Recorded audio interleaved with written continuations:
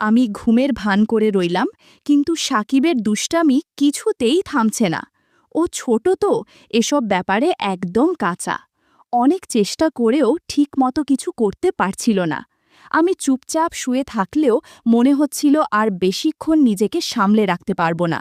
মাথার ভেতর এক গাদা প্রশ্ন ঘুরপাক খাচ্ছিল। আমি কি উঠে বসে ওর চোখে চোখ রেখে সবটা মেনে নেব, নাকি ভান করে চুপচাপ থেকে যেটুকু হচ্ছে সেটা সেভাবেই শেষ হতে দেব? ও তো এসব বোঝে না ঠিকঠাক, তাই ওর কানে কানে বললাম, তুই এখন একটু বিশ্রাম নে, বাকি কাজ আমি করছি। তারপর যা হলো সেটা কেউ বিশ্বাস করলেও করত না। আমার নাম নীলা, বয়স ২১। আমি আমাদের ভাইবোনদের মধ্যে সবচেয়ে বড়। ৩ বোন ১ ভাইয়ের মধ্যে আমি সবার আগে জন্মেছি। বাবা একজন প্রতিষ্ঠিত ব্যবসায়ী, তাই ছোট থেকেই অভাব কষ্টের মুখ দেখি নাই। যা চাই তাই পেয়েছি। আমার বিয়ে হয়েছে, তবে এখনও সন্তান হয়নি। এটাই একমাত্র অপূর্ণতা। স্বামী, শ্বশুর, শাশুড়ি সবাই ভালো, কিন্তু বিয়ের ৩ মাস পরেই স্বামীর ছুটি ফুরিয়ে যায় আর ও আবার সিঙ্গাপুরে ফিরে যায়। তারপর থেকে আমার জীবনের মোড় ঘুরে যায়। মন সব সময় খারাপ থাকত, সময় কাটত না। ও দিনে একবার দুবার ফোন দিত, তাও খুব কম সময় কথা বলতো। আমি একা একা ঘরে বসে থাকতাম, একটা অজানা অস্থিরতায় দিন কাটত। একদিন ইউটিউবে ভিডিও দেখতে দেখতে হঠাৎ একটা চ্যানেলে চোখ পড়ে। নানা সম্পর্ক ভিত্তিক নাটকীয় গল্প, মায়ের সঙ্গে ছেলে, মামির সঙ্গে ভাগ্নে, এরকম নানা সম্পর্ক নিয়ে বানানো গল্প। প্রথম দিকে শুনে অস্বস্তি লাগলেও কেমন যেন মজাও পেতে থাকি। ধীরে ধীরে ওই চ্যানেলের নিয়মিত দর্শক হয়ে উঠি। সারাদিন ঘরের কাজ, শ্বশুর শাশুড়ির দেখাশোনা, স্বামীর সঙ্গে নিয়ম করে কথা বলা, সব শেষে রাতে বিছানায় শুয়ে ওই গল্পগুলো শুনে মনটা হালকা করতাম।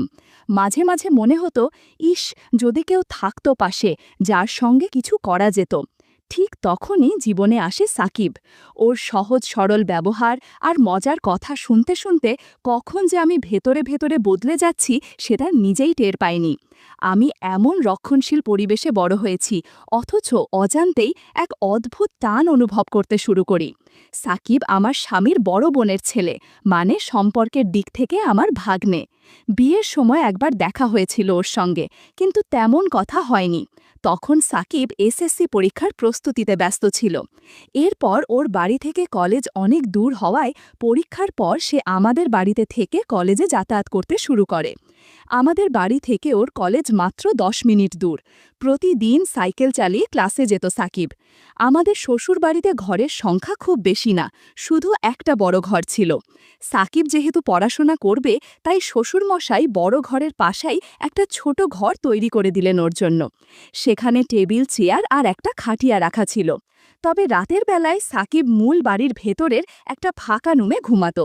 আমাদের বড় ঘরটাই ৩টে রুমে ভাগ করা। একটায় আমি থাকি, আরেকটায় শ্বশুর শাশুড়ি। মাঝখানের ঘরটা আগে ফাঁকা ছিল। সাকিব আসার পর ওখানে একটা খাট বসানো হয়, আর এখন সে সেখানেই রাতে ঘুমায়। পড়া শেষ করে রাত ১০টার পর ঘরে ফিরে ও মাঝখানের ঘরেই শুয়ে পড়ে। সাকিব বেশ ভালো ছাত্র, এসএসসিতে A+ পেয়েছে। কথাবার্তাও খুব কম বলে। না আছে বন্ধুদের সাথে আড্ডা, না আছে বাড়ির লোকজনের সঙ্গে খাতির। এমনকি ওর নানা নানিকেও ঠিকমতো কিছু বলে না। আর আমার সঙ্গে তো চোখ তুলে তাকায়ও না। খুব লাজুক আর চুপচাপ স্বভাবের ছেলে। আমার শ্বশুর শাশুড়ি দুজনেই বয়সে অনেকটা বড়। শ্বশুর মশাই চোখে কম দেখেন, তাই বাইরে কম বের হন। শাশুড়ি আবার এমন মোটা যে হাঁটা চলারই উপায় নেই, সারাক্ষণ বিছানায় শুয়ে থাকেন আর পান খান। শ্বশুর মাঝে মাঝে উঠোনে বা উঠোন পেরিয়ে বারান্দায় যান, কিন্তু শাশুড়িকে আজ পর্যন্ত বাইরে পা রাখতে দেখি নাই। যাই হোক, সাকিব আমাদের বাড়িতে এসেছে প্রায় ১ মাস হলো। এই কদিনে ও আমার সঙ্গে ঠিকমতো কথাও বলেনি। বুঝতে পারি আমার সামনে একটু লজ্জা পাই। আমরা একসাথেই খাই, কারণ শ্বশুর শাশুড়িকে তো বিছানায় বসেই খাওয়াতে হয়। আমি ওদের খাবার দিয়ে আসি, তারপর সাকিব আর আমি একসাথে খেয়ে নিই। সাকিব আসার পর আমার একটা সমস্যা হয়েছে, রাতের বেলা আর গল্প শোনা হয় না। আগের মতো ইউটিউবে গল্প চালু করলে মনে হয় কখন না সাকিব দরজা এসে ডাকে, মাম, দরজা খোলো। তাই গল্প ছেড়ে বসে থাকি, কখনো ফিরে আসবে। অনেক রাত পর্যন্ত পরেও, ১০টা, ১১টা, এমনকি কখনো কখনো ১২টাও বাজে। আমার প্রায়ই ঘুম চলে আসে। সাকিব যদি সামনের দরজায় ডেকে না পায় তখন ঘরের পাশে রান্নাঘরের দরজার দিকে গিয়ে ডাকে, কারণ আমার রুমটা ওই পাশেই। আমি তখন চট করে উঠে গিয়ে দরজা খুলে দিই। একদিন এমনই ঘটল। সেদিন রাত প্রায় 12:30 বাজে। আমি ঘুমে ঢুলে পড়েছি। সাকিব দরজায় 10-15 মিনিট ডেকে কোনো সাড়া না পেয়ে রান্নাঘর থেকে একটা মাছ ধরার ছিপ এনে জানালার ফাঁক দিয়ে হালকা গুঁতা মারল। ঘুম ভেঙে লাফ দিয়ে উঠলাম, গিয়ে দরজা খুললাম। আমি বললাম, তুই খা, আমি বাসন ধুয়ে নিই। ও বলল, মাম, আমি আজ খাবো না, আপনি ঘুমান। আমি অবাক হয়ে বললাম, কেন খাবি না? কেউ কি না খেয়ে ঘুমায়? সাকিব হেসে বলল, আপনার চোখে ঘুম, রোজ আপনাকে বিরক্ত করি। আজ অনেক রাত হয়ে গেছে, আপনি শুয়ে পড়ুন, আমি সকালে উঠে খেয়ে নেব। আমি বললাম, আমার কোনো কষ্ট হয় না, তুই যখন ইচ্ছা তখন এসে খেয়ে নিস, মাঝে মাঝে একটু ঘুম ধরে যায় আর কি। তখন সাকিব একটু থেমে বলল, আপনার জন্য আমি থাকি আর আপনি রোজ রাত জেগে থাকেন, এটা ঠিক না মাম। কাল থেকে আমি পড়ার ঘরেই থাকব, আর দাদু ঠাকুমার সঙ্গে খাবার দিলে আমাকেও ডেকে নিও, একসাথেই খেয়ে নেব। আমি বললাম, সন্ধ্যায় খেলে তো রাত জেগে পড়তে গিয়ে আবার ক্ষুধা পাবে, তখন কি খাবি? আর এত বড় ঘর থাকতে কেন ছোট ঘরে শুতে যাবি?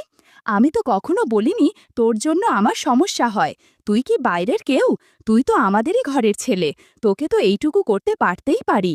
সাকিব বলল, ঠিক আছে মাম, অনেক রাত হয়ে গেছে, এবার ঘুমাও, সকালে তোমার সাথে আলাপ করব। এটা বলেই ও সোজা গিয়ে ওর ঘরে শুয়ে পড়ল। আমিও উঠে এসে নিজের রুমে চলে এলাম। তবে যাই হোক, আজ প্রথম সাকিব এতটা কথা বলল আমার সাথে, অথচ একবারের জন্য চোখ তুলে তাকায়নি। এখন সকাল 8টা বাজে। সাকিব এখনো ঘুমায়। কাল অনেক রাতে ঘুমিয়েছে তো, তাই একটু বেশি ঘুমাচ্ছে। যদিও সাধারণত 6টায় উঠে উঠোনে একটু হাঁটে, তবে ওকে সকালে কখনো পড়তে বসতে দেখি না। যাই হোক, আজ তো ওর 10টার ক্লাস, ডেকে দিতে হবে। আমি ডাক দিলাম, সাকিব, সাকিব, 8টা বাজে, কলেজ যাবে না? সাকিব তখন ঘুম জড়ানো গলায় বলল, কত বাজে? আমি বললাম, 8টা বাজে। এই কথা শুনে ও এক লাফে উঠে বসে পড়ল। তাড়াতাড়ি গোসল সেরে নাস্তা খেয়ে কলেজের দিকে রওনা দিল। একটু তাড়াহুড়ো হলেও 10টার আগে পৌঁছে যাবে হয়তো। দুপুর ঠিক 2টায় ও বাসায় ফিরে এলো। তবে কখনো কখনো 12টার দিকেও আসে, বিশেষ ক্লাস কম থাকলে। পড়ার ঘরে বই খাতা রেখে মুখ হাত ধুতে গেল। আমি ইতিমধ্যে দুপুরের খাবার সাজিয়ে রেখেছি। ও ঘরে ফিরে এলো, তারপর আমরা একসাথেই খেলাম। খাওয়ার সময় খুব একটা কথা হয়নি। আমি শুধু জিজ্ঞেস করলাম, কলেজে ঠিকমতো ক্লাস হয় তো? সে বাচ্চাদের মতো মাথা নেড়ে শুধু হ্যাঁ বলল, আর কিছু না। খাওয়ার পর ও নিজের ঘরে চলে গেল। সাধারণত দিনে ও ওই মাঝখানের ঘরেই ঘুমায়। সন্ধ্যা হয়ে এলো, কিন্তু সাকিব উঠছে না। আমি পড়ার ঘরে গিয়ে ডাক দিলাম। ডাক শুনে সাকিব ঘুম থেকে উঠে বসল। চোখ কচলাতে কচলাতে বলল, কি হয়েছে, ডাকছো কেন মাম? আমি বললাম, না কিছু না, সন্ধ্যা হয়ে গেছে, তুমি এখনো ঘুমাচ্ছ, পড়তে বসবে না? সাকিব বলল, সন্ধ্যা নাকি, দেখি কত বাজে। বলে ও টেবিলে রাখা হাত ঘড়ির দিকে তাকাল, তারপর উঠে গিয়ে মুখ হাত ধুতে গেল। আমি তখন ওর পড়ার ঘরে চুপচাপ বসে আছি। সাকিব মুখ ধুয়ে ফিরে এসে বলল, তুমি এখনো এখানে বসে আছো, রান্নার কাজ শেষ? আমি হেসে বললাম, সে তো অনেক আগেই শেষ করেছি, ক্ষুধা লাগছে নাকি? সে বলল, আরে না, এমন সন্ধ্যা সময় ক্ষুধা লাগে নাকি, তবে একটা চা হলে ভালো লাগতো। আমি বললাম, চা পাতা মনে হয় শেষ হয়ে গেছে, কালকে এনে দেব। সে বলল, ঠিক আছে। তারপর বলল, এখন যাও, আমি পড়তে বসবো। আমি বললাম,